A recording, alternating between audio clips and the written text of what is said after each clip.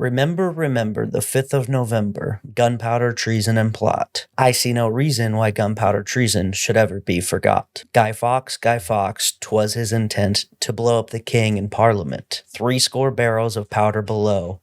Poor old England to overthrow. By God's providence he was catched with a dark lantern and burning match. Holler boys, let the bells ring. Holler boys, God save the king. This nursery rhyme is one which obviously points to the Gunpowder Plot, treason and plot of 1605, where a band of Catholic revolutionaries plotted to overthrow the Protestant-leaning King Charles and reverse the largely anti-Catholic legislation that had been put in place by him and his predecessors. But did this plan ultimately reverse their goals?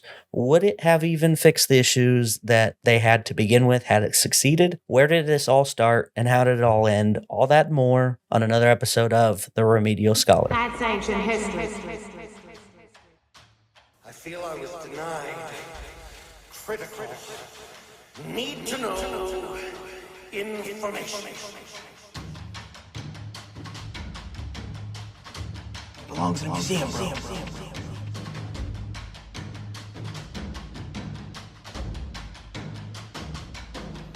Stop skipping your remedial class. Welcome, everyone. I am the Remedial Scholar. That's right. It's been me all along. Bet you couldn't have guessed that from the fact that there's literally been never been anybody else on this show.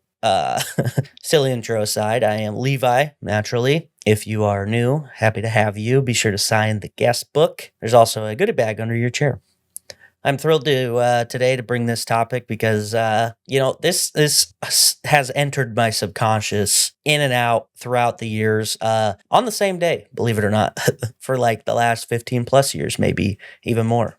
JK, no, I looked it up. It's definitely more than 15 years, and I hate that because you're thinking of a time and you're like, that was only a couple years ago, and then it's like 20. Every time I think of a film from my youth that happens, I'm like, crazy that it's only like 5 years old, and yeah, it's 20. Yeah, super fun. Obviously, if you were listening and heard the intro, I would imagine, unless you skip it, which is rude, and then also probably read the title, you know the topic, but there's a slight chance you don't know what movie I'm talking about right now. The Gunpowder Plot is depicted in a mini-series from HBO called Gunpowder. I hadn't actually watched this until I decided to do this topic, so that is not what I'm referring to. What I'm talking about is the iconic movie V for Vendetta, starring Hugo Weaving and Natalie Portman from 2005. So just a couple years over 15. If you haven't seen this movie, you absolutely need to. It's so good. I don't care if you are into action movies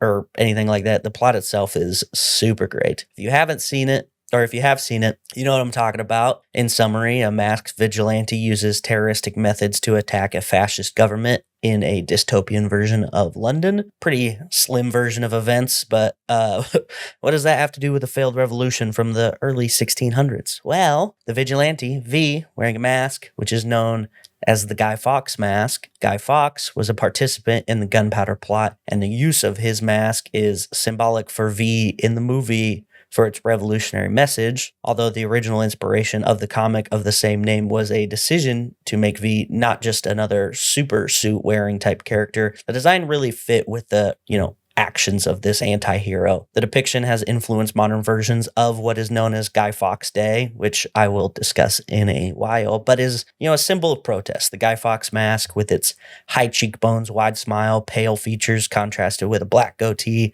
have been used in many different protest forms, protests in Hong Kong most recently.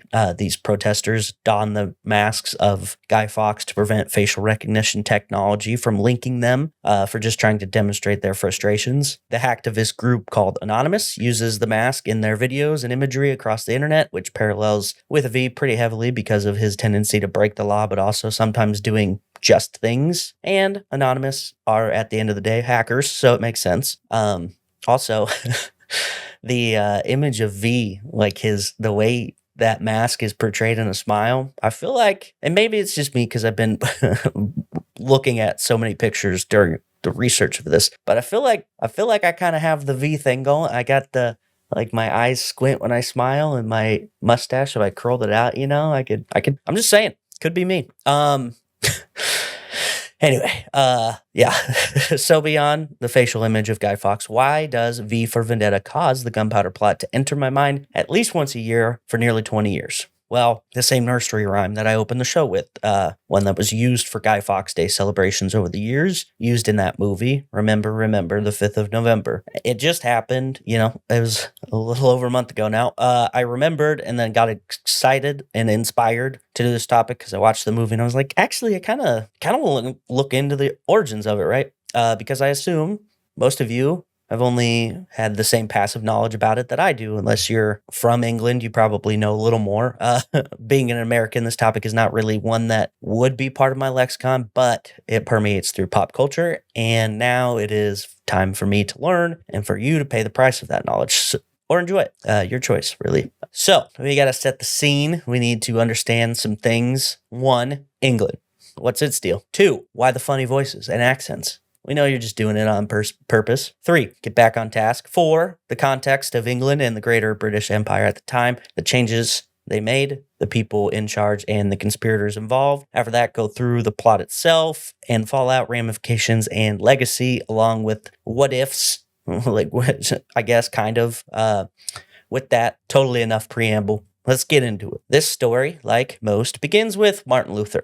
Don't you find that he's to blame for most things? I feel like I've actually used that same line about the Nazis, but I've learned some things about him during the research for this episode that really don't put him in the best light. Honestly, used to be one of my favorite historical figures just because of his, I'm standing up to the Catholic Church, nailing these theses on the door. Thought him to be the OG, the original gangster, born on 10 November 1848. Oh, happy belated birthday, by the way. Martin Luther, Anglicanized to Luther, birthed in Eilsben in modern-day Germany.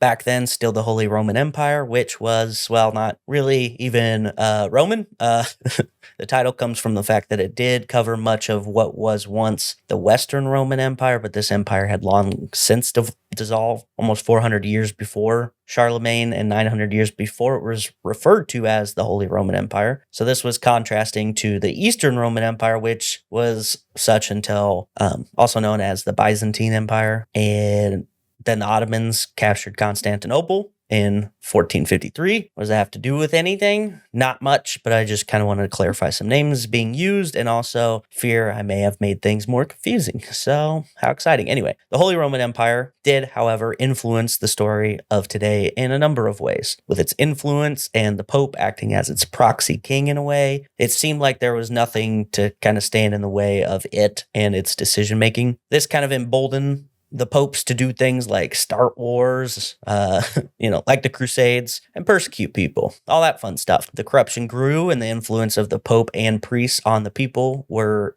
subjugated by it. Increased tensions all around, right? In the 16th century, the Catholic Church was a towering force, intertwining its influence across every facet of European life. It operated as both a spiritual guide and governing body, with the Pope wielding authority that rivaled kings. The Church's political power was immense. Its ability to excommunicate rulers could destabilize entire kingdoms, casting rulers as spiritually illegitimate in the eyes of their people. Through a complex hierarchy, church leaders shaped policies that extended beyond the doctrine, affecting territorial control and taxation. Economically, the church was one of Europe's wealthiest institutions, owning vast lands and drawing income from mandatory tithes paid by the faithful. Its opulence was visible in the grand cathedrals, art, and universities funded by its wealth. Yet this wealth also became a source of resentment, as the sale of church offices and indulgences, which promised reduced punishment for sins, drew widespread criticisms for their abuses.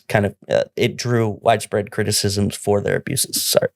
Beyond politics and wealth, the church permeated the daily lives of ordinary people. It controlled education, charity, and even healthcare through its network of monasteries and convents, which cared for the poor, the sick, and the uneducated. Catholic doctrine shaped societal values and regulated aspects of life like marriage, family, commerce, priests. Although priests through confessions had deep insight in the lives of their parishioners, reinforcing the church's role as a moral authority at every level. Catholic teachings influenced how people lived and what they valued. The church also maintained a strict control through a series of powerful punitive measures, excommunication, its most severe punishment, cast individuals out of the church, depriving them of sacrament and often isolating them from society. If you're excommunicated, turns out your friends who are super religious might not want to talk to you because they feel like you might influence them negatively. This threat kept both rulers and ordinary people in line, for to be outside the church's grace was a terrifying prospect in deeply religious areas.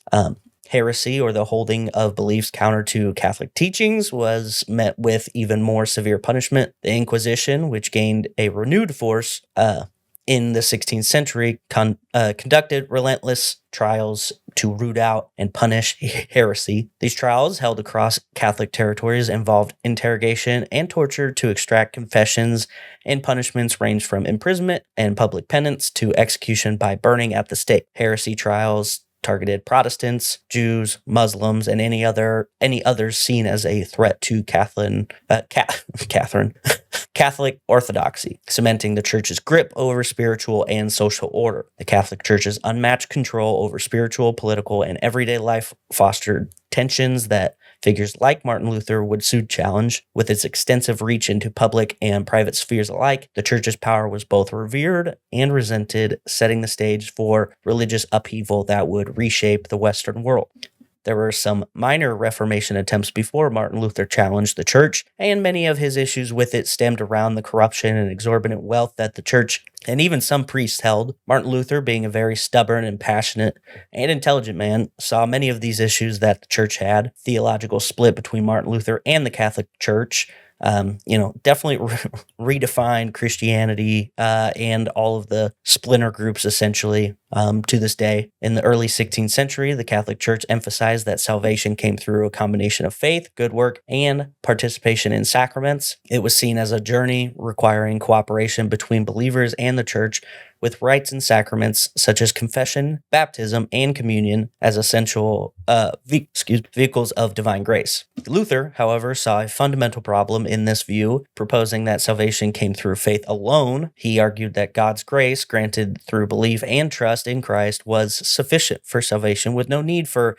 additional works or rituals. This radical departure from church teaching struck at the very heart of the Catholic doctrine. Authority in matters of faith was another major point of contention. For centuries, the Catholic Church had held that it was the ultimate interpreter of Scripture, with the Pope and the church hierarchy serving as spiritual authorities. Church tradition and papal guidance were viewed as vital, clarifying and deepening Christian understanding. Luther, on the other hand, promoted sola scriptura, or Scripture alone, meaning that the Bible was the only legitimate authority.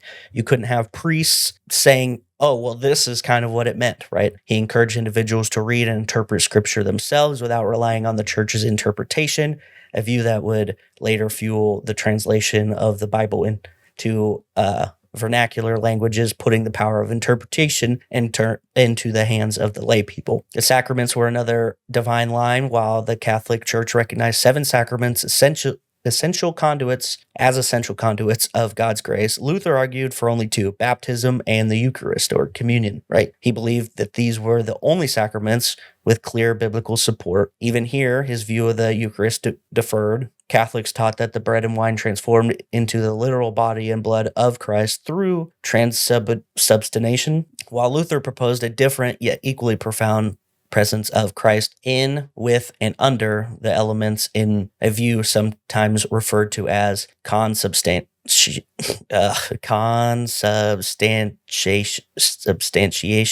It's too many syllables and consonants in that one. Other practices, like indulgences, also sparked controversy. Catholic Church taught that indulgences could reduce time in purgatory, where souls were believed to undergo purification before reaching heaven. Luther saw indulgences as corrupt, accusing the church of misleading people by implying that forgiveness could be bought. His theses, his 95 theses posted in 1517, were largely a direct attack on this practice, igniting a reformation that questioned much more than indulgences. The role of Mary and the saints represented a final distinct area of theological difference. The Catholic Church taught that many believers could pray to saints and Mary, the mother of Jesus, for intercession, viewing them as spiritual allies in approaching God. Luther, however, downplayed the role of saints, emphasizing that Christ alone is the mediator between God and humanity. He believed that prayers should be directed solely to God, reducing the role of saints in daily devotion. In the end, Luther's emphasis on a personal relationship with God, faith as the path to salvation, and the Bible as the ultimate authority stood very heavily contrasting to the Catholic teachings. His ideas challenged the church's complex structure of authority, ritual, leading to this huge shift that would reshape Christianity. Through these debates, the Reformation spread across Europe, creating branches of Protestantism and irrevocably altering the religious landscape. Well, that's all well and good, Levi, but what does that have to do with some knuckleheads wanting to blow up the King of England? Well, as the Protestant Reformation took hold, spread across Europe, Henry VIII was a knucklehead in his own, broke from the Catholic Church, and because of this, would unwittingly change the course of the greater British Empire in many ways. His desire to divorce Catherine of Aragon, which was frowned upon and could only be permitted by the Pope, had been denied. He tried to convince Pope Clement VII that the marriage was against God's will, as the marriage had not produced an heir. Catherine had given birth several times, but only one female survived stillbirths and infant death, so he tried and failed to convince Pope Clement to grant him a divorce, and with that rejection, he pursued it on his own. The Pope had an interesting and fair reason to refuse. The Holy Roman Emperor at the time, as the nephew of the woman Hank was trying to divorce, which is awkward. Can't exactly refuse the Holy Roman Emperor for the King of England, especially when you live there in his territory, right? He had found Anne Boleyn, a lady of the court and sister of one of his previous mistresses, to be the woman to bring him an heir. In 1534, Parliament passed the Act of Supremacy, which had declared Henry the, quote, supreme head of the Church of England, effectively severing ties with the Catholic Church. This was followed by the dissolution of monasteries between 1536 and 1541, which transferred church lands and wealth to the crown. Big deal. This was a huge blow to the Catholic Church. So, following the split, Henry and Anne got married and produced a daughter of their own. Still didn't get that male heir, right? I wonder if he was ever mad about that. He must have been. This guy went through wives like they were candy. After their divorce, Catherine died and Henry threw a party, like you do. And then when Anne couldn't get any sons to be born, Henry quickly turned on her, alleging that she bewitched him, of course, that tricky siren. She was soon charged with adultery, which I have no doubt was a, kangaroo court accusation. She was executed along with the supposed other actors of the adultery in 1536. This guy, we need to break into him. He needs his own episode. I feel like I'm getting too far into the weeds already, but here's a rundown of his wives and struggles for a son. Catherine of Aragon, married 1509 to 1533. Only surviving child was Mary the First, born in 1516, right? The marriage ended in 1533. Then he married Anne Boleyn that same year and was married for 3 years. And Elizabeth I was born in that first year of marriage. But then, obviously didn't work out, and Anne was executed 3 years after they got married. Then he married Jane Seymour, and in 1536, the year Anne Boleyn was murdered, or, executed, same thing. They had Edward VI, born in 1537, Henry's only surviving male heir, and Edward would become king at age 9, but died young in 1553, and Jane died shortly after Edward's birth. Anne of Cleves was married and divorced in the same year, married January 1540, divorced July 1540, no children, and the marriage was annulled after 6 months. I'm assuming she couldn't get pregnant was the reason. Catherine Howard, married 1540 to 1542, no children from this marriage, and Catherine was executed for adultery in 1542. And then another Catherine, which is so many Catherines, Catherine Parr, married 1543 to 1547, no children from this marriage either, and then Catherine would outlive him and remarry after his death. The only lady to survive being married to him except for his first wife, which is kind of crazy. Okay, so Edward VI was born in 1537, and he became king at age 9, which would have been, 1546? Yeah, so I guess by the time they had ended their marriage, Catherine Parr, he would have already been like, yeah, this kid, this is the guy. So I don't know. I mean, you got one, but this is all super pertinent. I promise. After Anne was killed, his next wife was Jane Seymour, who did birth him a son. We talked about that. But way to go, Hank. You had it in you after all. This was great timing because while Hank did keep trying for an heir with Jane with Jane dying after childbirth, none of his next 3 wives could do it. As you know, little Eddie, at a whopping 9 years old, takes the throne, which we kind of went over. During this time, the Reformation pushed even further. He dies, so he's dead. Died real quick. Mary, Bloody Mary, succeeds him. Hank's first child from his first marriage with first Kathy, Mary, who was once considered illegitimate due to the fact that Henry married his dead brother's widow. Drama.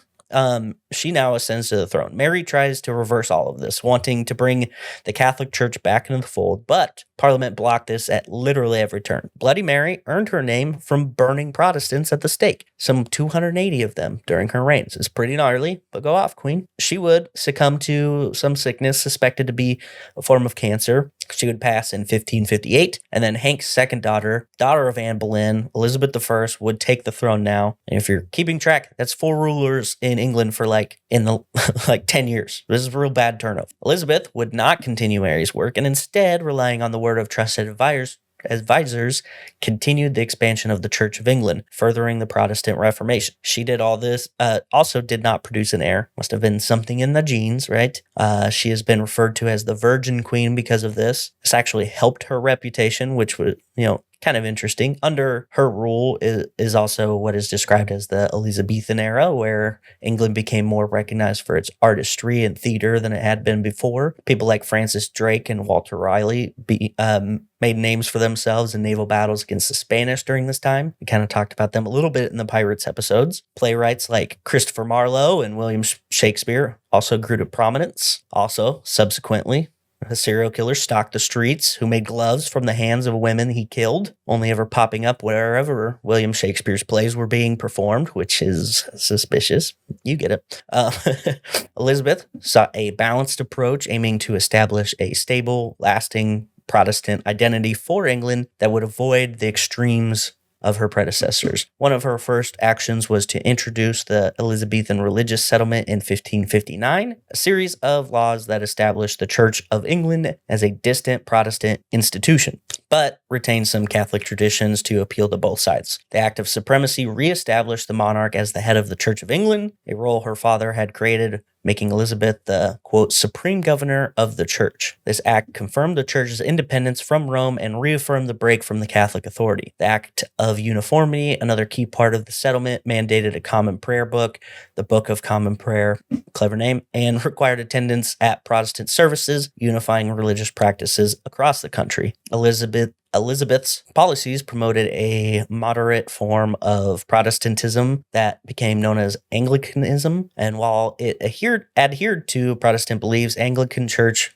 retained certain Catholic elements like elaborate ceremonies and vestments to keep more conservative English citizens from rebelling. This approach, often called the middle way, prevented extreme Protestant factions and Catholics from dominating and allowed for a relatively stable religious environment, even if religious tensions persisted. Elizabeth's support for Protestantism also extended to foreign policy. She provided aid to Protestant causes across Europe, including support for Dutch Protestants fighting Spanish Catholic rule and French Huguenots. Not sure how to pronounce that. Even if I did a French accent, I don't think I could do it. Huguenot. Maybe, I guess. Her stance antagonized Catholic powers, particularly Spain, which they already kind of had a rocky relationship anyway, leading to confrontations like the Spanish Armada in 1588. By defending England against Catholic Spain, Elizabeth reinforced England's Protestant identity and the perception that Protestantism was tied to English nationalism, right? So now you have these two sides, like, we don't hate Spain because they're Spain anymore. We hate Spain because they're Catholic and trying to take away our religious beliefs, right? Kind of crazy. So this is all about to make sense, I promise. Before Elizabeth died, Mary, Queen of Scots, different from Bloody Mary, was suspected as being the next in line, and the Catholic population was actually okay with that, right? The Queen of the Scots was a major proponent of Catholicism, and when Elizabeth died in 1603 and Mary's son, James I, or sixth, depending on your understanding of the space-time continuum, apparently, took the throne. James was the sixth King James of Scotland and the first in England, so that's why the distinction is made. He's James the First or James the Sixth, depending on if you're Scottish or English. Interestingly enough, James was not that harsh towards Catholics at first. Anti-Catholic laws that had slowly taken a foothold could potentially be wiped away in their eyes as he ascended, but soon enough, they found this was not the case. By 1604, less than a year after he took the throne, James demonstrated where his position was on the Catholic question. He intensified restrictions against Catholics, creating laws which prevented them from owning certain things, banning priests from England, issued an increase in surveillance against Catholic supporters, sympathizers, and pressed them to convert. James held a theological conference at the Hampton Court Conference in 1604, which further emphasized his commitment to the Protestant doctrine and cemented his rejection of Catholic pleas for greater tolerance. In addition, James allied himself closely with Protestant leaders and advisors, signaling that he had no intention of compromising on religious matters. The final blow came with his support of anti-Catholic legislation in Parliament, which hardened policies against Catholics even further. These actions convinced many Catholics that James was not only unsympathetic, but actively hostile towards their faith. This harsh environment helped radicalize certain factions within the Catholic community, notably the subjects within our story. See? Brought it all back. People tired of being subjugated, prevented from being able to own land or weapons or to defend themselves, had to resort to extreme methods for which the English crown responded with equally extreme methods. So let's look at the people involved in this plot before the timetable of events here. First up, the man that pops up on all the articles I find about this, more so than Guy Fawkes himself, Robert Catesby. Okay, so Robert Catesby, not a distant relative of Jay, who's Gatsby, not Catesby, although I'm sure there could be some fictional connection drawn if you wanted to, since Jake Gatsby's name was made up, wasn't it? Anyway, if you wanted to do some historical fan fiction on this, you probably could. Anyway, Robert Catesby, if you have watched the HBO show Gunpowder that I mentioned, is played by Kit Harington. That's right, Jon Snow. So if you want a mental image, that's who you picture, right? He looks like Jon Snow. Robert Catesby was born in 1573 in Lapworth in Warwickshire in England. Oddly enough, there is a royal connection here between Catesby and the crown. His father was one Sir William Catesby, and either his father or grandfather was William Catesby, who was part of Richard III's council. Richard III was succeeded by Henry VII. Okay, so a little royal connection there, although Robert Catesby's great-great-great-grandfather was captured and executed following the Battle of Bosworth in 1485. Robert's upbringing was actually the main reason his path ended the way it did. After the 1534 actions, which began the shift from Roman Catholic Church to Church of England, Catholics were being persecuted. As I mentioned, this wavered slightly with the rule of Bloody Mary, but Elizabeth, brought it back. She's bringing it back. Robert was born during Elizabeth's reign, and his father had been in prison for being Catholic and rabble-rousing, I guess. I don't know, when Robert was 9 or 10. Had to have, a profound effect on his youth and attitude towards the Church of England and the crown itself, right? Robert had been given some education at Gloucester. I'm going to pause for a second. So English places that have like Cester. I can't ever remember if you're supposed to pronounce it like Chester or just pronounce it all as like a OU, right? So Gloucester, I don't know. I didn't look into it, but anyway, it's also not super important. It just distracted me.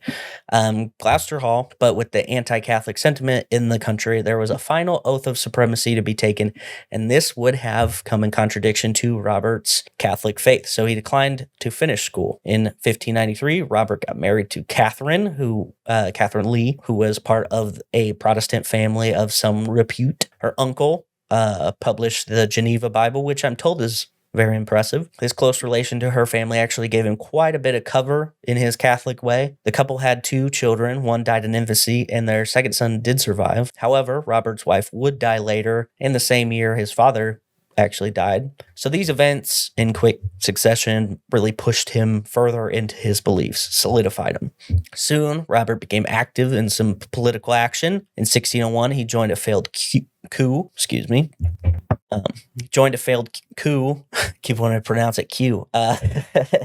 In 1601, he joined a failed coup in which the Earl of Essex, Robert Devereux, tried to convince the people that Queen Elizabeth was no longer in favor of the English, but the crown favored the Spanish, basically. Like she was a traitor somehow. Really was not the most effective plan, but on February 8th, 1601, Robert Devereux, the Earl of Essex, launched a failed rebellion to seize power by capturing Queen Elizabeth and replacing her advisors with his own supporters. Attempting to rally public support, Essex arranged a play about a disposed monarch, hoping to inspire Londoners to join his cause. However, the public remained indifferent, and when the government forces blocked the streets, his rebellion quickly collapsed. Essex's followers deserted him, and he surrendered, arrested, tried, and found guilty of treason. Essex was executed on February 25th, 1601, along with several of his key supporters. Robert Catesby joined in because he believed that if Devereux succeeded, Catholicism would be restored. Catesby was captured in this failed coup, but obviously not executed like some others. He did have to pay 4,000 marks, which could be upward of 5 million pounds a day. Pretty steep, but it's also hard to tell. Like, it doesn't really, when you try to find value of money for back then, it doesn't translate super well. So it could be, but it could also not be. Anyway, he had to sell some property to repay some people who helped him finance the fines. As Elizabeth began to deteriorate in her health towards the end of her reign, many English lords feared Catholic uprisings should she die, so they began to jail suspects of causing any issues, and Robert might have been jailed again. So we're going to leave him in jail right now and meet the next conspirator. All right. Or conspirators, I guess.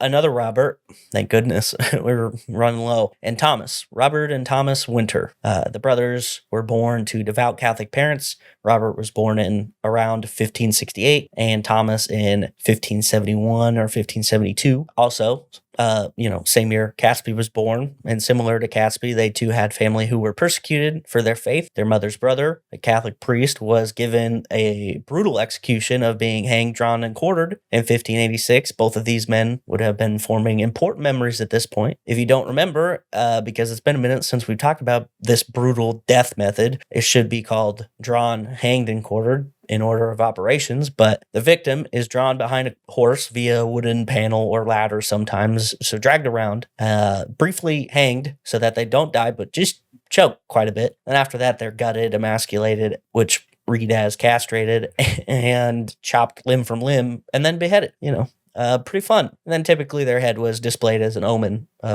Basically, don't do this, or this could be you. So these young boys watched this happen to their uncle. Well, maybe they didn't watch about it, but they knew about it, and they probably had a pretty good idea of what it meant. Contemporary accounts following the brothers' arrests describe them as wise, educated, witty, resolute. Robert married a woman named Gertrude and inherited a manor and fortune, both of which he used to shelter priests on the run. Thomas learned law, but then left the practice to join the army and fought against Spain, France, and potentially even some Turks, I guess. The fighting of Spain really got to him, as they were a Catholic nation. It was a little internal conflict, and it was tough to reconcile that. Following this, he made several pilgrimages to Rome and even Spain, which was not pleasing to England when they found this out later on. Spain actually had an individual who met with Thomas when the plans were being worked out for the plot, and this man did not believe that they could pull it off. He did not believe that the Catholics in England could drum up enough support, and lied about the support that they said they had, right?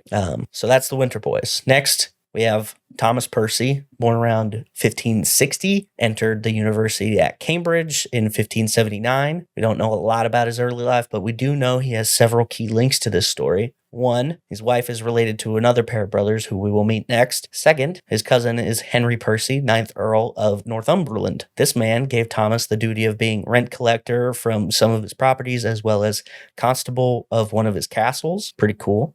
He was alleged to have bribed some of his tenants, though, mismanaged the funds and properties, and also killed a Scot in a skirmish for which he was imprisoned. He was released by Robert Devereux, who we already met. It is not known the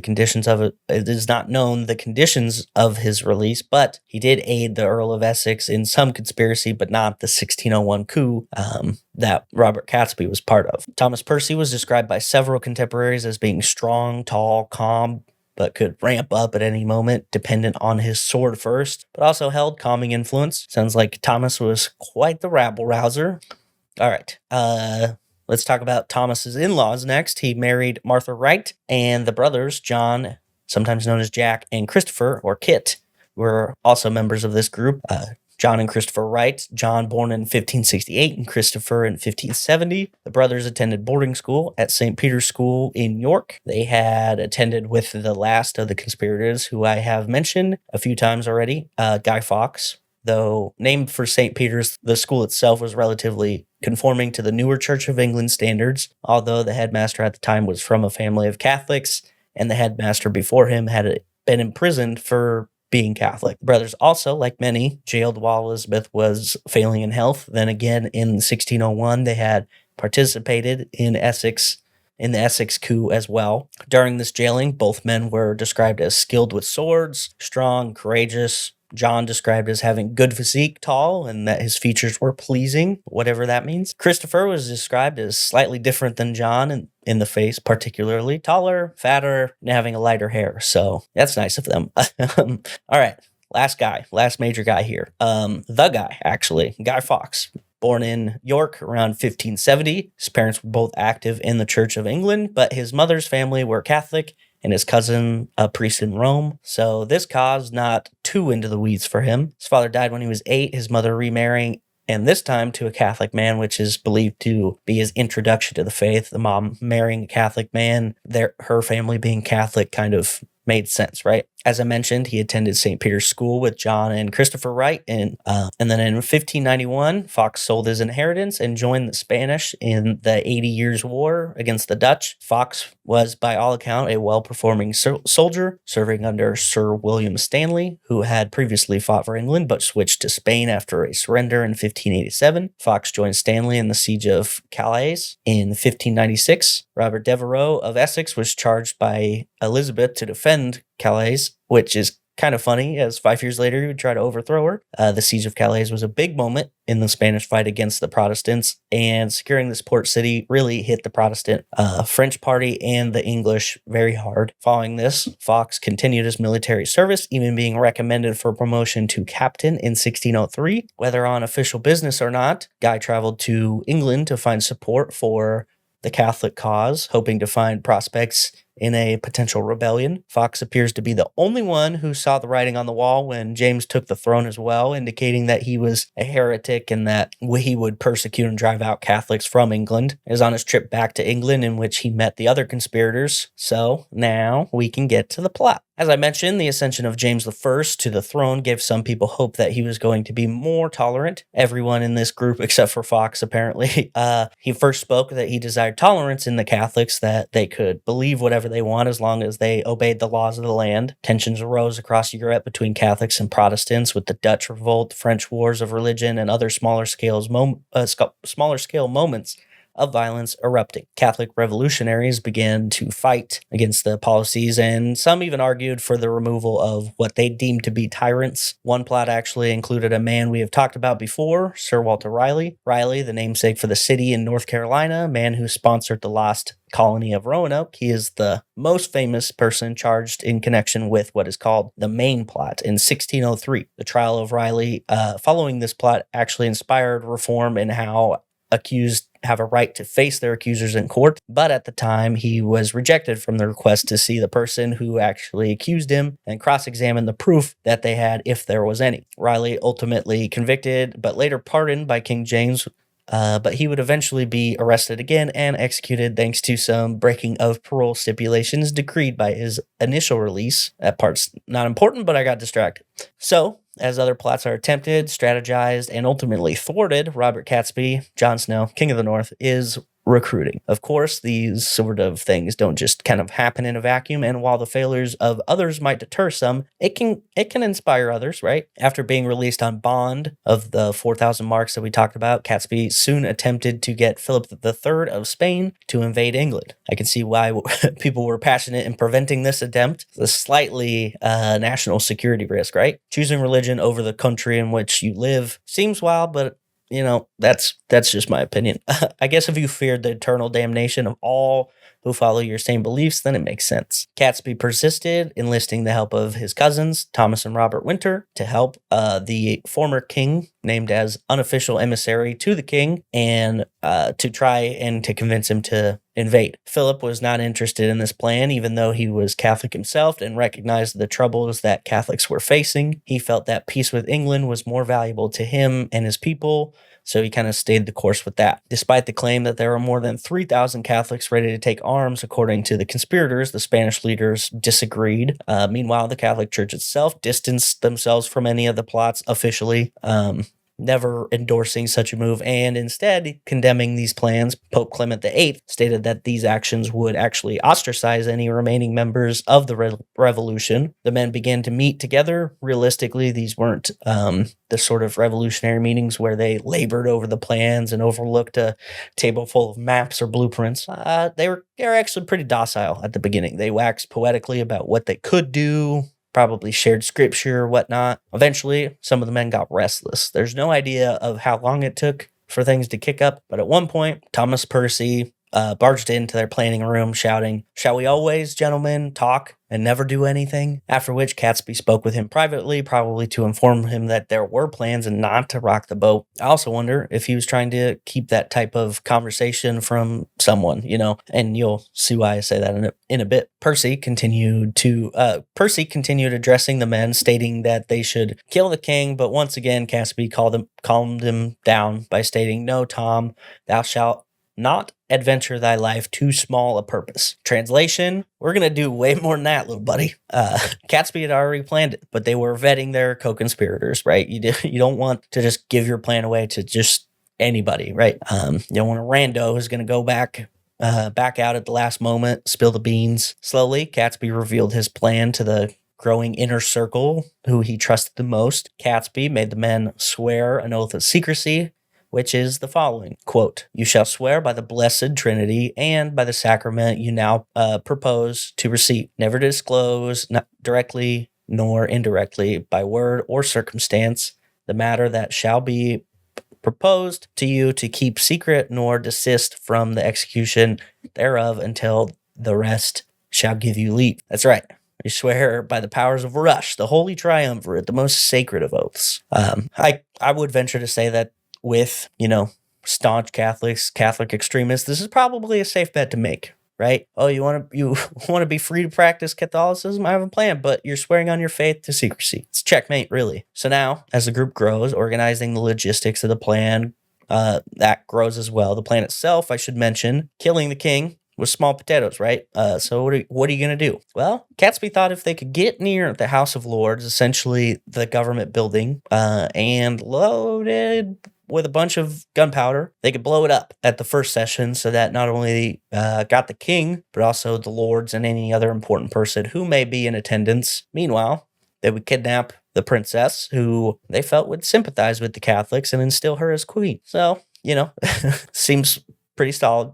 They needed a house near the House of Lords to set this up. Also, weirdly enough, they needed gunpowder, like a lot. They found a house that actually was connected to the House of Lords, but it was occupied. Damn. But Thomas Percy, with his noble connections, was able to secure a lease and then hired Guy Fawkes under the alias John Johnson to be the servant, so they did not arouse any suspicion of this guy just showing up all the time. Give him a fake job, that'll cover it. It's pretty clever, although I would have probably gone for a different name. John Johnson is, maybe back then it was pretty normal, but it's just such a fake sounding name. This is John Johnson. Okay, what are you up to?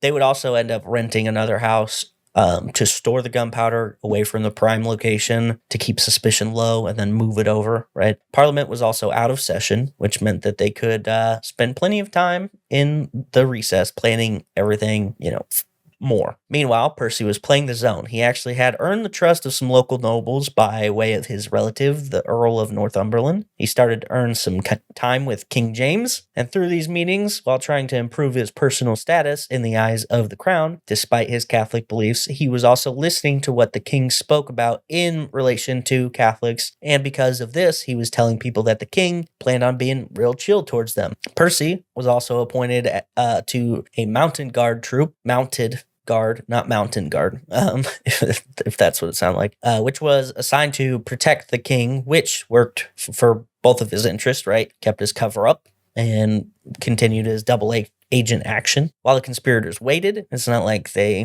sat around making bombs. They did do that, but they also had another plan. There are stories that the conspirators were digging underneath of the parliament, but they come from interrogation after arrest, so this could be some propaganda from the crown or forced confessions. There's no real way to know. What we do know is that they were able to rent what is called an undercroft. This is essentially a cavern, like a big basement where things are stored, and it's underground, obviously. Well, the undercroft had access exactly where they needed to be. This is important because the whole thing takes place in the old Palace of Westminster, which was a collection of various buildings in what you could consider a campus, I guess. So they all had access to different parts of the undercroft. And this worked super well for the conspirators. They purchased the lease in March of 1605 after Parliament was announced that they'd delay opening. They were going to delay even further. The reason? Plague.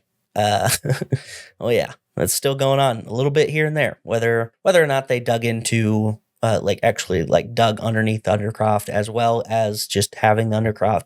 Nobody knows for certain, I guess. Over the summer, they put together their stores of gunpowder, slowly amassing the tonnage they needed to set their plan off. The undercroft, I should mention, was directly below the first floor of the House of Lords and was unused for many years, so it was kind of perfect. In July, Parliament again delayed by more fear of the plague, and the king was off hunting this time. Catesby recruiting new members to aid in their efforts. Parliament was postponed until November 5th. And if you're good at foreshadowing or noticing it, you know that's the real day. By October, everything was in place. They had just had to wait and not mess things up. So, they had gathered an estimated 36 barrels of gunpowder underneath. Well, the research used a term that is not to be used anymore. They had barrels and what is now called a bundle of sticks, but back then, that's not what they called it. If you know, you know. Kind of wild that I'm still seeing that word pop up in research. Like, I get that's what it was called, but also,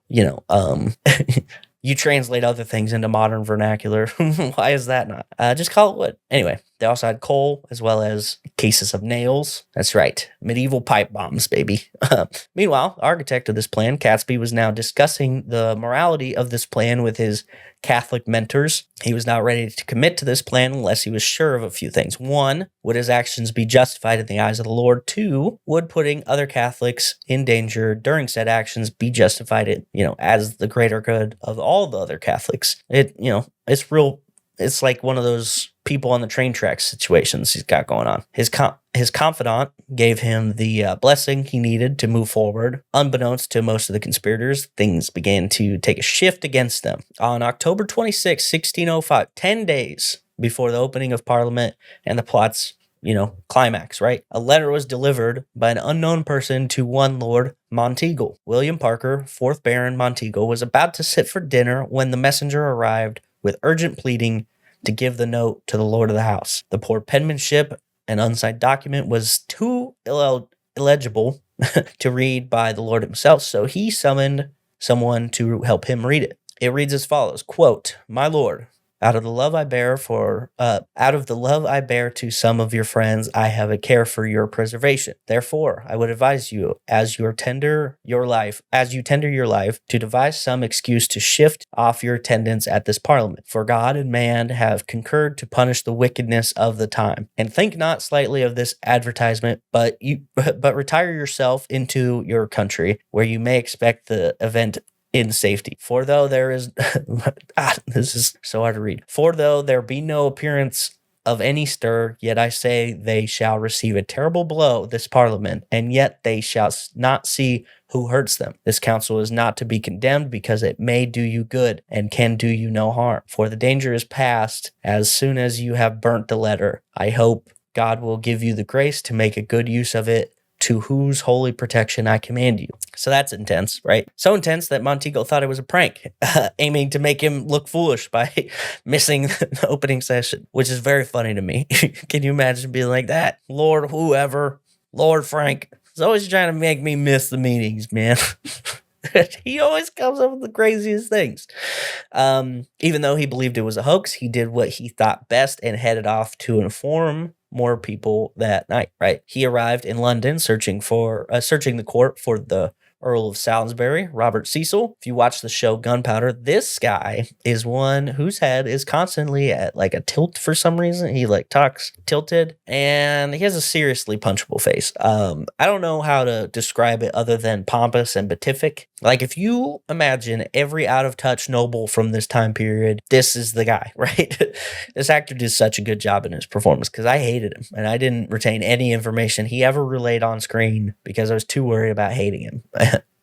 Anyway, Cecil was already aware of various plots going on. Like he's got a lot of feelers out there, a lot of networking. This letter contained information that he was not aware of at this point, though. The fact that the letter delivered directly to Lord Monteagle telling him to steer clear of Parliament was the most specific warning that gave particulars that caused, pause. Without a direction of who wrote the letter, there was not a place to start in the investigation, such potential actors. Soon they had all brought the letter to the king, and each individual of the court came to their own conclusion that there was a gunpowder involved thanks to the mention of the line, quote, terrible blow to Parliament. The king ordered a search to find the conspirators immediately, but following this order, Lord Cecil slowed the pursuit for an unknown reason. It's not suspected that he was slowing the investigation because he was not taking it seriously, but the suspicion is that there were some consultations with the other lords, probably to get a good idea of where to start. The next day, Lord Monteagle's servant relayed information towards someone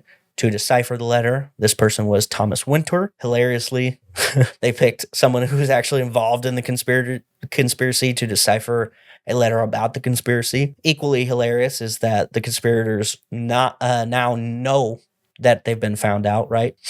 Thomas Winter told Robert Catesby and also said that they should flee as they'd been had. Catesby was not worried and instead said that all systems were go and the plan was still on. Catesby did, however, want to observe the ongoings of Parliament to figure out exactly what they knew. By doing so, right, he's gonna do a stakeout.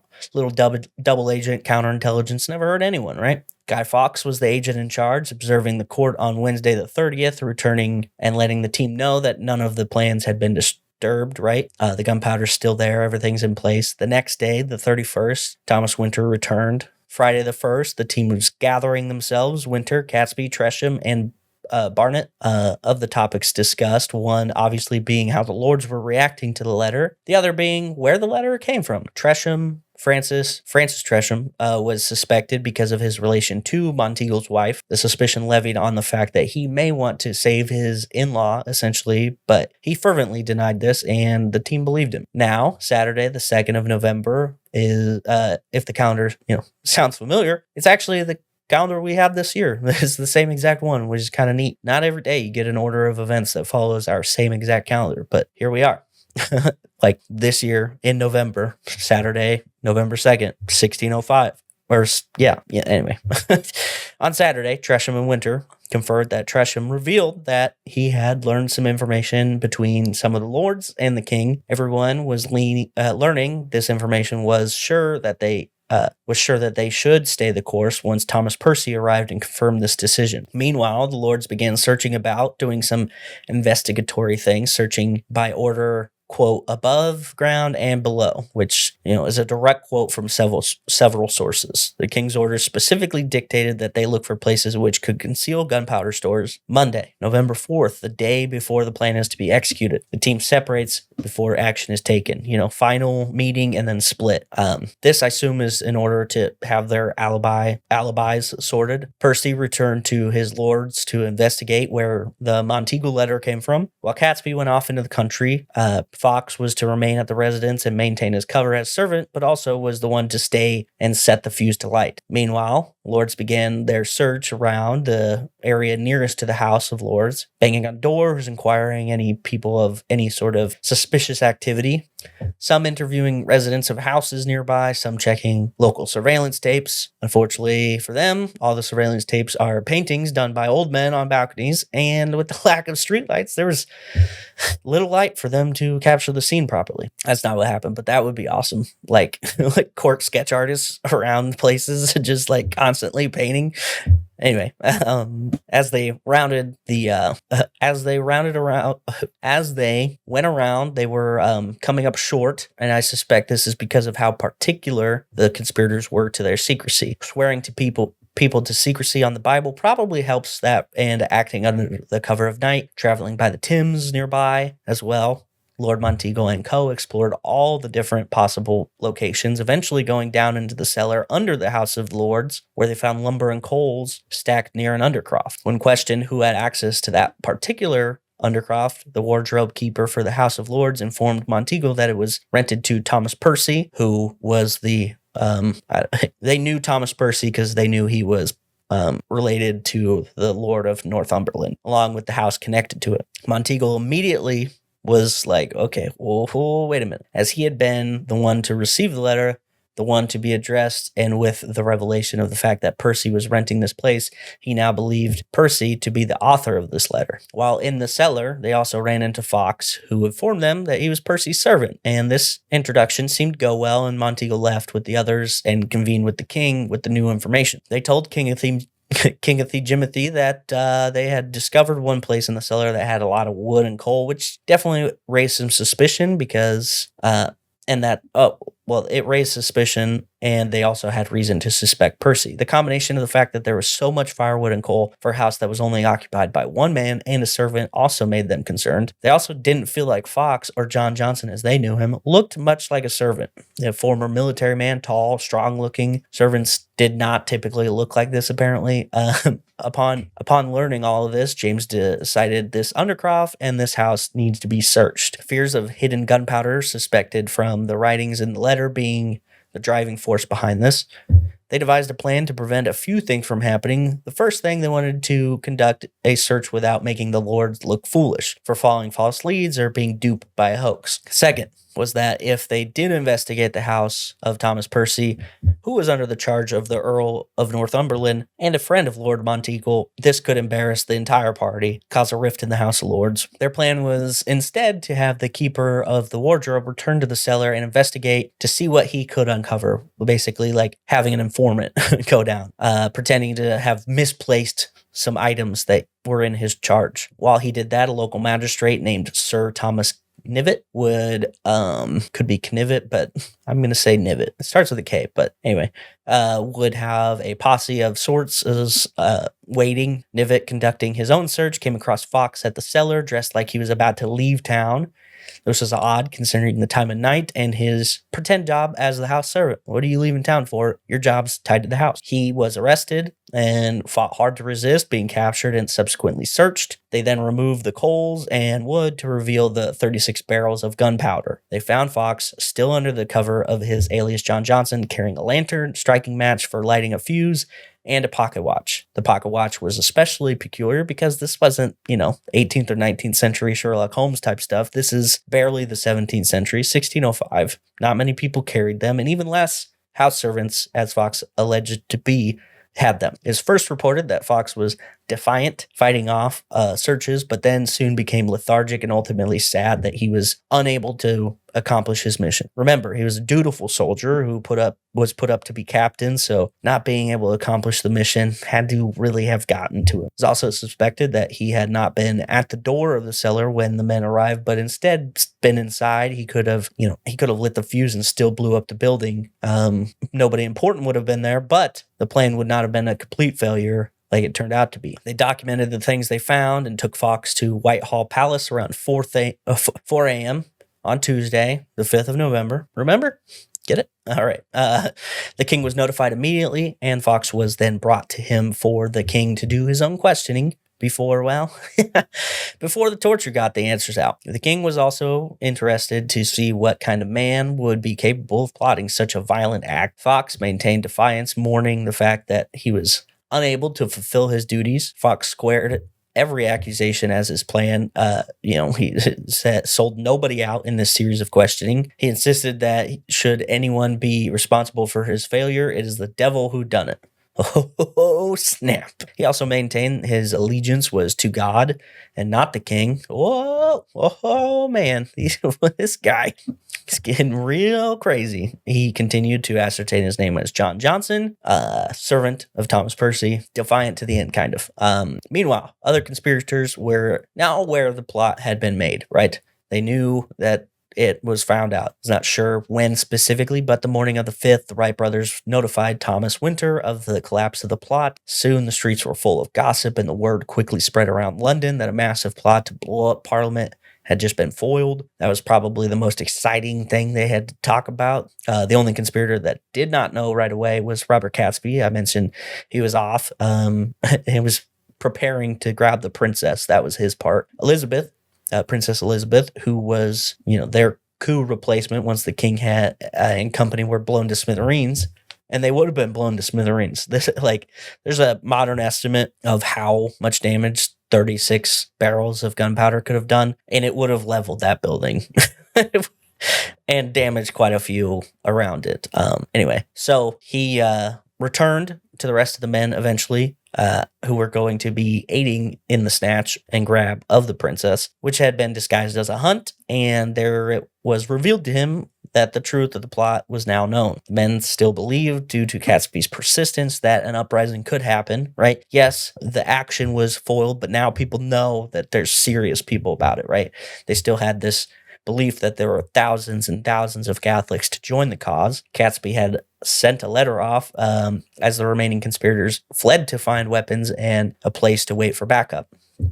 This letter was delivered to one of his Catholic confidants, a priest who he had consulted with before, in asking if it was, God's will for him to kill men for this cause. This letter was a call to action of sorts, wanting to raise more forces to fight his fight, and it was meant with a responding letter that requested Catesby to give this fool's errand up. So, yikes. The conspirators traveled to Staffordshire to take defense in Holbeck House, a mansion belonging to a member of their party. Several men took this opportunity to flee, feeling as though the jig was indeed up. Going back to Fox now for a moment, he was brought to the Tower of London, a prison, and the king had ordered the extraction of information by any means necessary. The written record of torture used is pretty limited, as torture was usually enough explanation, but I think it is important to note what types of treatment this man could have undertaken before relenting. On the 6th of November, Wednesday, Fox was taken into a chamber and most certainly placed on the rack. This is the device that held your arms and your legs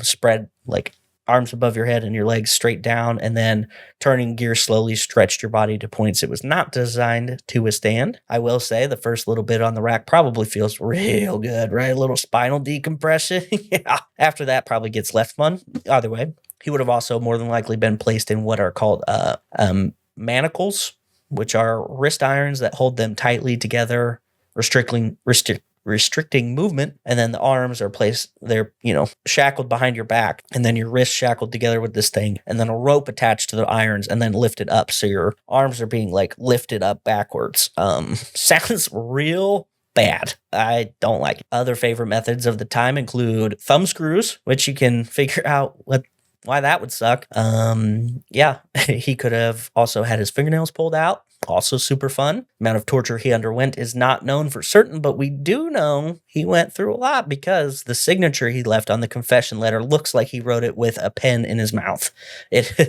Talk about signature under duress. Ultimately, he did confess his real name, and by the 8th of November, he had given up most of the information. He explained that they had planned to blow the Parliament up because it was the only way to ensure that the king and his son were both killed, and that they had a separate party to kidnap Princess Elizabeth to install her as the queen. Back to the party in Holbeck House, the same day Fox made his final confession, the 8th of November, the remaining conspirators realized that the fate of their plans, it really started to set on them. No one had joined them. Nobody. They had put out letters, tried to raise resistance, and yet they were alone, and even less than they had originally arrived because some people left. They fled. Even worse, they were preparing to hunker down gunpowder, ironically, ignited.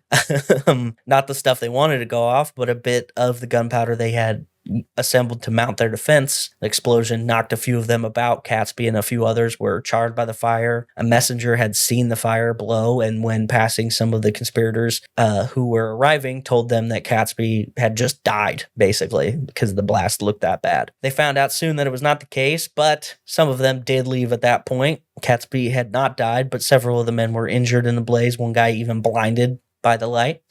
I'll see myself out. Catesby, the Wrights, Thomas Percy, a man named Rookwood, and Grant barricaded themselves in the mansion, prepared to fight. The sheriff of Worcestershire, wash your sister sauce,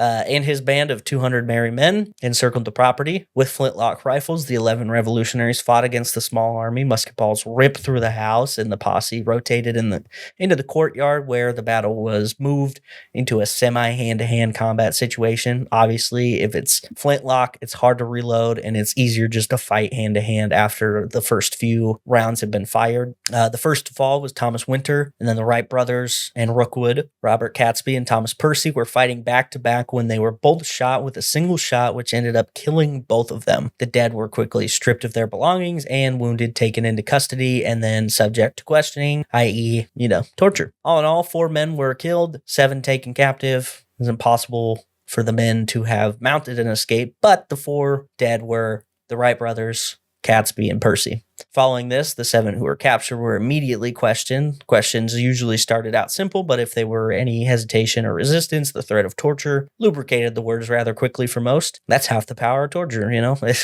One, it instills fear of others, and quickly they can reveal their secrets. 2, it extracts information out of those who don't get scared right away, eventually. Sometimes information might just be led leading questions that lead to it. But, Guy Fawkes withstood 2 days of it, which is pretty intense. This much is confirmed by head torturer Sir Edward Coke, who stated that torture inspired the confessions for most of the conspirators. There are only records of 2 confessions, Guy Fawkes, which I mentioned, and his, shaky signature, which showed how battered his body had become.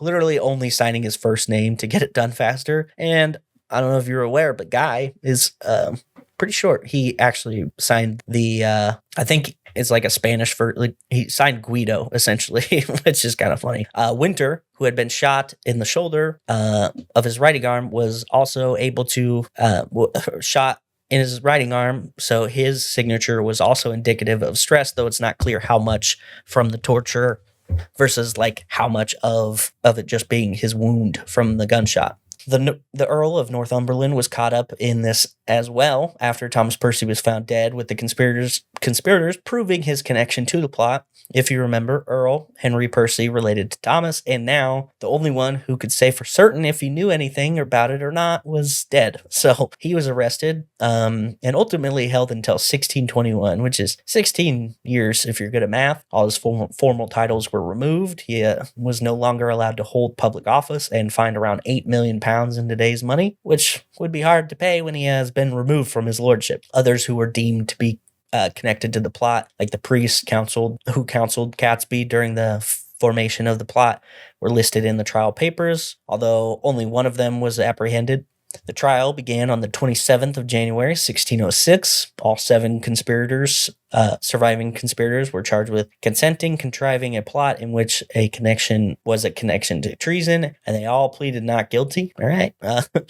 Sir Edward Coke and Sir Edward Phillips acted as the prosecutors of sorts. There was an effort by these men to put blame more squarely on the priests in the Catholic Church, believing them to be much more involved than others had suspected. This is a quote from the trial regarding the plot. Quote, "It had 3 routes, all planted, watered by Jesuits and English Roman Catholics.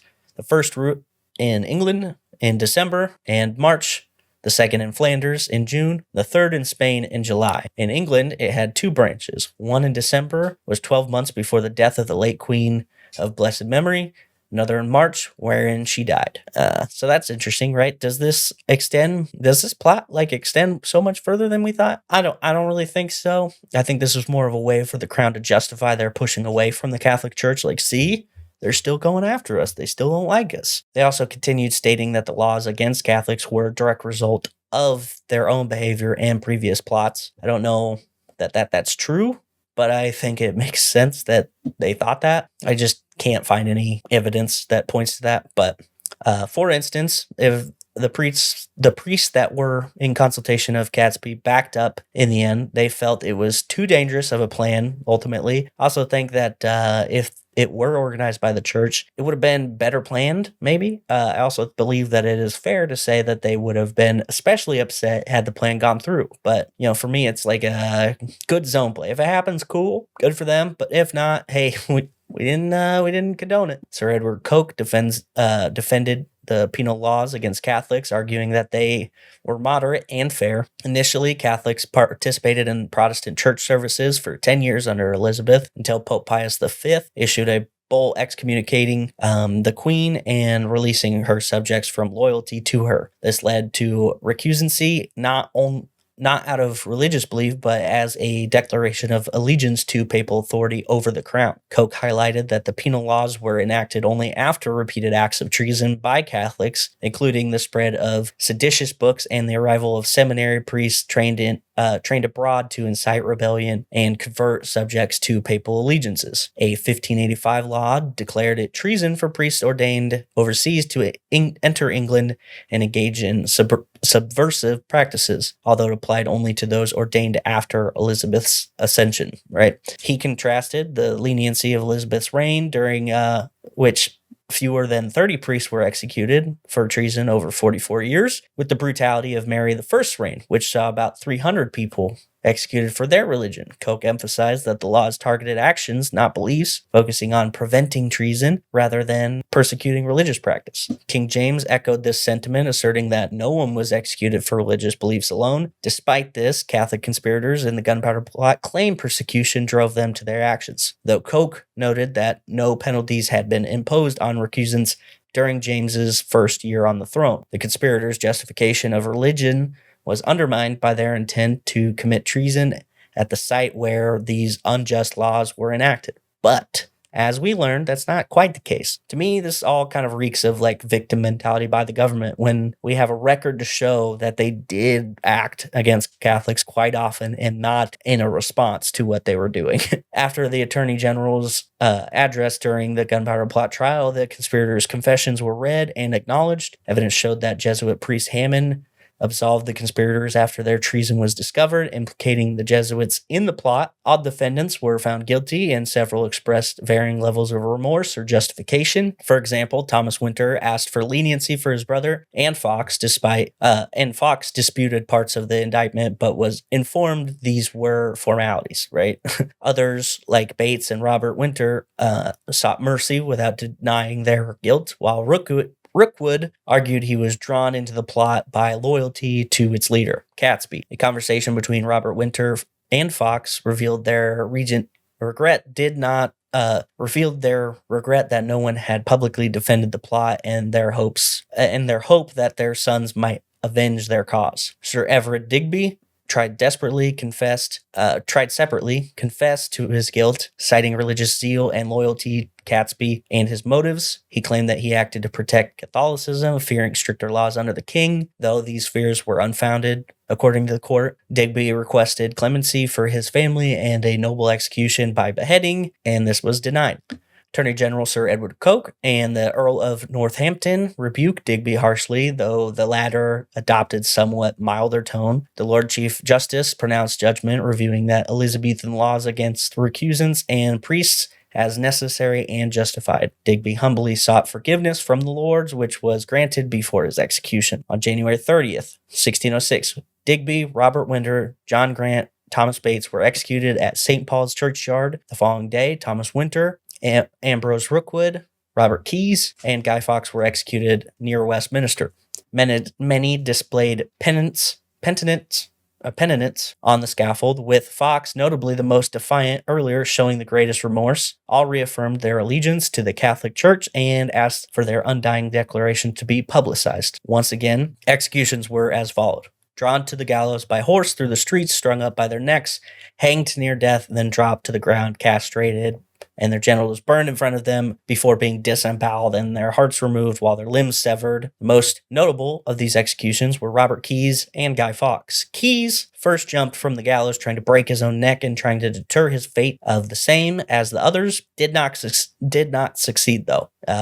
Instead, quartered much faster. Didn't even get to choke out a little bit. So he was aware of everything. So that's pretty brutal. Guy Fawkes, however, defiant until the end, he did the same and actually did break his neck and prevented the government from gaining any such satisfaction in torturing him one last time before his death. Now, not completely done. The close confidant of Catesby, priest Henry Garnet, was captured after fleeing for several months. His role was challenged in what capacity he held in relation to the plot. He claimed that his knowledge came through confession and could not be disclosed due to religious obligations. However, evidence showed Garnet actively engaged in the conspiracy, including correspondence, meetings, and prayers for his success. Remembering the fact that he consulted Catesby about the deaths of innocents and neglected to notify any proper authorities, the trial revealed Garnet's use of the Catholic doctrine of equivocation, allowing misleading statements under specific mental reservations. This doctrine was criticized as deceptive. Additional evidence, including letters written in invisible ink urging others to deny his confessions and secret conversations with Hall, overheard by hidden witnesses. Garnet also admitted burning incriminating documents and consulting on aspects of the plot, undermining his defense of a passive knowledge through confession alone. Despite his claims of moral opposition to the plot's violence, Garnet was implicated as an active participant. He expressed remorse for not fully revealing his knowledge, but refused further public confession on the scaffold, citing exhaustion. Garnet was executed on May 3rd, 1606, by being drawn, hanged, and quartered. Before his death, he acknowledged the plot's cruelty and wickedness, but declined to elaborate further, saying something like, that's my stomach, put that back in, or something. It's messed up. Meanwhile, the fallout of the plots transcribed differently across the country and Europe itself. Direct response to the failed plot and executions seemed to solidify the plans England held in pushing out any Catholic influence, working directly opposite to any plans that the conspirators had to retain any rights for the Catholic people. The aftermath of the Gunpowder Plot reverberated across England, reshaping its political, religious, and cultural landscape. Following the trials and executions of the conspirators, the English government had acted swiftly, divisively to tighten its grip on power and protect the Protestant state. King James I and his advisors used the failed plot to justify expanding authority and introduce stricter measures targeting Catholics. Parliament enacted harsh anti-Catholic legislation, including fines for recusancy, restrictions on Catholic land ownership, and oaths of allegiance that forced subjects to reject papal authority. Catholics were barred from holding any public office, and many professions, isolating them further from English society. The discovery of the plot reinforced suspicions that Catholics were inherently disloyal and treasonous, making coexistence increasingly difficult. The Catholic community bore the brunt of the fallout. Persecution intensified as Catholics were surveilled, arrested, ostracized.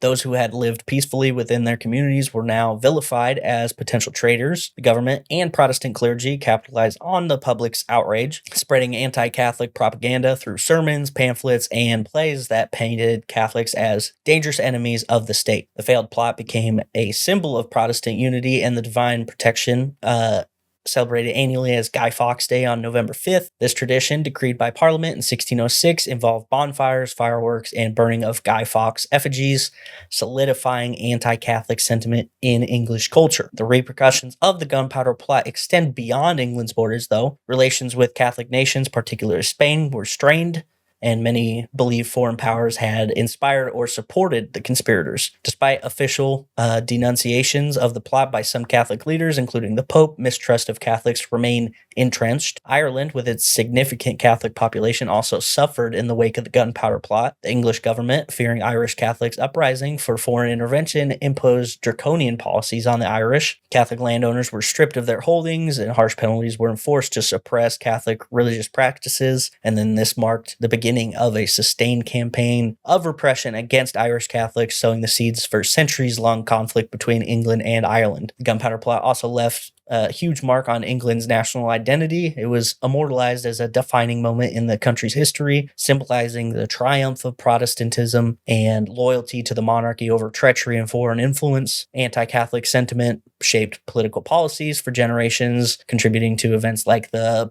Popish Plot of 1678 and the Glorious Revolution of 1688, which further curtailed Catholic rights. Ultimately, Gunpowder Plot's legacy was one of deepened divisions, entrenchment of Protestant dominance, and the marginalization of Catholics both in England and across the Irish Sea. Some cool links to the story outside of historical records and in literary references, starting with one John Milton. The Gunpowder Plot of 1605 significantly influenced John Milton, shaping his views on politics, religion, and the interplay between church and state. As a staunch Protestant and vocal critic of Catholicism, Milton absorbed the cultural hostility towards Catholicism that the plot had amplified. The attempted assassination of King James I and restore Catholicism in England reinforced Protestant fears of Catholic treachery and tyranny, themes Milton frequently engaged with in his writing in works like Areopagitica.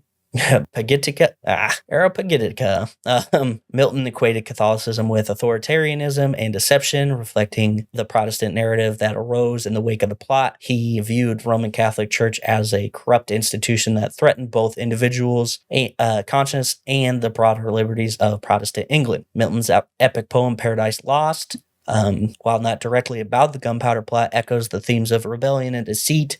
Satan's revolt against God mirrors the Protestant portrayal of Catholic plots in the English monarchy. Portrayal is cloaked in falsehoods, false righteousness. The plot also shaped Milton's political philosophy, which was deeply rooted in the belief that both political and religious tyranny must be resisted. In The Tenure of the King and Magistrates, he argued that the rulers who betray the trust of the people may be overthrown, a notion informed by a nation still gripping with the memory of treason like that embodied in the Gunpowder Plot. Milton's personal life also reflected the tensions of the time. Growing up in a Protestant household with a father who had been disinherited for converting from Catholicism, Milton was acutely aware of the divisive religious politics in his era.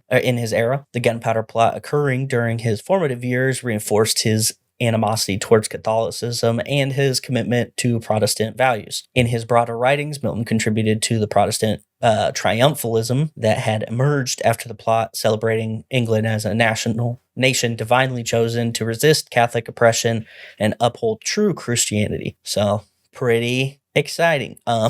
His vision of England as a leader in spirituality and intellectual liberty was deeply tied to the legacy of the Gunpowder Plot, which solidified England's Protestantism and made it a bastion against Catholic tyranny, essentially. It also had a certain impact on William Shakespeare, or Billy Shakes, if you will. The plot had profound influence on William Shakespeare's work, particularly his Jacobean plays, as it shaped the cultural and political anxieties of the era. The plot's theme of treason, regicide, and divine justice found a direct echo in Macbeth, written shortly after the failed conspiracy. The play's exploration of moral and cosmic consequences of regicide mirrors widespread fear of treachery that gripped England after the plot. Shakespeare emphasized the sacred nature of kinship, along with King James I's belief in divine right of kings. The witches in Macbeth, with their chaos and malevolence, symbolize the subversive forces undermining the natural order, much like contemporary portrayals of the Catholic conspirators as agents of diabolical evil. Specific references in the play, such as Porter's speech about equivocation, directly allude to the rhetoric of Catholic defenders like Jesuit priest Henry Garnet, highlighting the moral ambiguities surrounding the event. Beyond Macbeth, the broader themes of political instability, rebellion, and fragility of legitimate authority appear in Shakespeare's work of the period. In King Lear, he delves into the chaos and societal breakdown that ensue when power is misused or undermined, reflecting fears of the consequences that the Gunpowder Plot succeeded. In Coriolanus, Shakespeare examines tensions between rulers and the ruled, exploring how ambition and unrest can destabilize governments. These plays reflect collective unease of society grappling with the threat of treason and the preservation of social order. Shakespeare's relationship with King James also played a role, as he sought to align the works with the king's concerns. Macbeth, for instance, pays homage to James by emphasizing his Scottish ancestry through the virtuous portrayal of Banquo, an ancestor of the Stuart line, and by addressing James's interest in witchcraft. Pretty fun. The language and imagery in Shakespeare's post-plot plays also reflects the pervasive darkness and paranoia of the time. Macbeth, vivid references of blood and darkness, unnatural acts, and, moral corruption. Othello has a lot of, treacherousness, psychological, ethical dimensions, regicide being a main theme in some of these. So ultimately, Gunpowder Plot, it influenced quite a bit. Outside of that, let's talk real quickly about the yearly commemoration of the event. Guy Fawkes Day, also known as Bonfire Night, was instituted by Parliament in January 1606. So while the trials were going on, basically, which is kind of funny, they're like, remember how you guys failed? We made a holiday out of it. The day chosen was, the 5th of November, when the plot was supposed to go off, officially established by the Thanksgiving Act of 1606. November 5th was declared an annual day of celebration. Initially, the event was simply referred to as the Day of Thanksgiving, but over time it became popularly known as Guy Fawkes Night, named after Guy Fawkes, one of the most famous guys in this, which is kind of funny. And then effigies were paraded through the streets during this and burned at the end of the night. In its earliest years, Bonfire Night was marked by fervent anti-Catholic sentiment. Communities lit bonfires to symbolize the destruction of the conspirators' treachery and held special church services to offer thanks for the king's deliverance. Effigies of Guy Fawkes, often accompanied by those of the Pope, were prominently burned, and expressions of Protestant triumph. The day reinforced loyalty to the monarchy and Protestantism. As time passed, Bonfire Night evolved. By the 18th century, its religious and political overtones kind of dwindled, although the anti-Catholic sentiment certainly still there. Fireworks and feasting, communal bonfires became central features, shifting the focus to entertainment rather than political messaging. Children created their own effigies of Guy Fawkes, asking for a penny for the guy to fund their fireworks and bonfires, a precursor to modern trick-or-treating almost. Burning of the Fawkes effigies remained a tradition, and then in the 19th century, it kind of continued to further secularize itself, more religious tolerance being the reason. The Thanksgiving Act was repealed in 1859, but the celebration continued as cultural tradition. Effigies continued to be central to this thing. More fireworks displayed. Today, Bonfire Night is celebrated as a largely secular and apolitical event. While the historical context of Guy Fawkes and the Gunpowder Plot remains part of the narrative, the focus is on the fireworks, bonfires, and community gatherings. Refreshments such as toffee apples, roasted chestnuts, and hot drinks add to the festive atmosphere. In some areas, burning of Guy Fawkes effigies persists, though the tradition has become more symbolic and playful. It has also lost popularity recently, with Halloween being a more preferred holiday, but still there. So that's it. It seems like a lot. This is definitely a longer one, but I just kept finding more and more information that was super interesting, and I hope you don't mind. I hope it wasn't super boring. Stories actually quite important in regards to our history as a country, but also some of my familial history. As evident by my red hair, I have Irish ancestry, a lot of English too, actually. I have family members who left Ireland, albeit a couple decades following the true potato famine, but I have no doubt that the people were still reeling from the economic impacts at that time. The Protestant Reformation and Gunpowder Plot not only shaped the marginalization of Irish Catholics and, further pushed laws and regulations that contributed to the potato famine, but it also contributed to the Puritan migration from England to the New World. The Reformation in the 16th century fractured Christianity in Europe, leading to England's adoption of Protestantism. This transition had more divisive action just besides Catholics and Protestants, and it is kind of great. So you will have that, and then you have, the focus on the Catholics, which really pushed legislation towards the Irish, English rulers viewed Catholicism as a threat, leading to oppressive policies that confiscated land, that we learned about this, and then suppressed all these practices, marginalized these Irish Catholics, and then further continued to strip away rights and pushed laws, leaving them impoverished and reliant on subsistence farming, particularly of the potato. These systematic inequalities set the stage for the Irish potato famine in 1845 to 1852, which led to over 1 million deaths and mass emigration, particularly to the United States. And then at the same time of the Reformation, you have the English Protestantism dissenters fracturing within it, particularly the Puritans. While the Gunpowder Plot was carried out by Catholic conspirators, it definitely fractured religion in a big sense. Puritans, now they were like, well, okay, we have the Church of England, but you guys aren't doing it right. It got a more aligned closer to Calvinist beliefs, and they found themselves increasingly at odds with the monarchy and established church. James and his successor, Charles I, viewed Puritanism as a threat to royal authority and social stability, leading to the persecution of these dissenters. The pressure to conform, combined with political and religious unrest, drove many Puritans to seek freedom of worship elsewhere. This led to the Great Puritan migration of the 1620s and 30s, with thousands leaving England for the New World, particularly Massachusetts Bay Colony, where they hope to establish their city upon a hill based on their religious ideals. These interconnected events illustrate the far-reaching consequences of the Protestant Reformation and the Gunpowder Plot in Ireland. Systematic oppressions laid the groundwork for the potato famine and mass emigration, while in England, persecution of Puritans by the same church pushed them to seek refuge across the Atlantic. Together, these movements shaped the global legacy, really. You could trace it all the way back.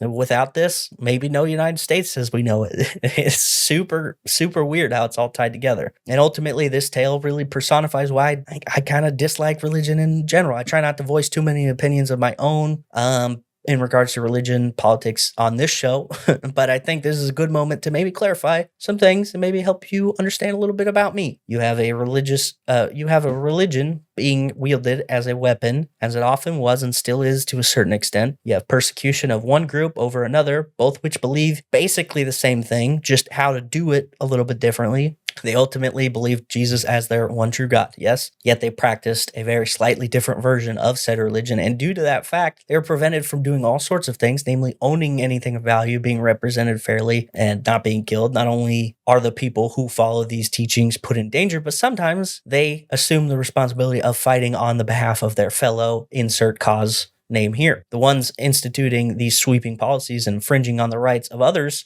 are often people who would not be touched had they been of that same group. During Elizabeth I's reign, Mary, Queen of Scots, was not persecuted as a Catholic. Why? Bloody Mary was not either. Yet the peasants of the time were the ones really persecuted for whatever their beliefs were. Guy Fawkes and were not exactly royal. They had some money. They weren't peasants. They were kind of in that middle ground.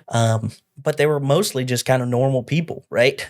And they wished to believe in their religion the way they were raised to and stuck to their beliefs. Some of them were definitely not peasants, right? Some of them really didn't hold any official titles, though. Religion to me has kind of always been this way. The dominant religion in power constricts and attacks the smaller ones. Very rarely is true tolerance among religions a thing throughout history. The Church of England had a Bible created just for their followers and then used it to ostracize many and force others to convert. Catholics did the same before them, and so on it goes. As long as there have been people have believed in otherworldly people controlling our destiny, we have used those people to justify poor treatment of those we should be caring for. In the Protestant Reformation, the common person was a pawn in the game of chess being played between the King of England and the Pope, along with the kings of Spain and France. Religious persecution used to force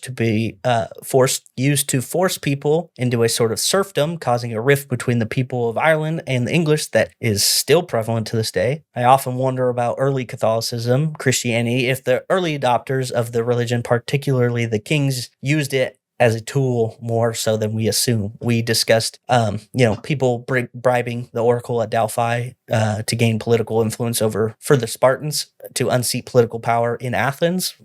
Was that something Constantine thought he could do to manipulate people? better than the Roman gods? I don't know. In my mind, the common people are usually the ones who believe the most passionately, and the rulers are typically the ones who have a sense of how to get people to be okay with their plans and manipulate their base. So it's not like out of the realm of possibility that early Christian rulers saw this new spreading religion that the common people loved as a tool in which they could quell any rebellions and whatnot. I mean, I don't have a whole lot of proof for this, but Charlemagne comes to mind of like banning a lot of pagan practices and things to assert his like rule as the true rule. Anyway, all right. I've waxed poetically enough. Thank you for spending your time with me. I hope this was interesting to listen to as it was to write. It really was such a fascinating story to learn about so many different angles and contextual connections I would have never have considered. And I love doing topics like this for that very reason. That being said, if you want to suggest a topic that you think would be fun for others to hear, please drop a comment in the Facebook group on the YouTube. You can also send an email through the button within the link tree that is in the description. Also in the description, our friends, the Macabre Emporium, Dark Windows Podcast, A Real Creature Feature, and of course, the West of Nowhere Podcast. Until next time, keep questioning the past. The future will thank you. See you next time.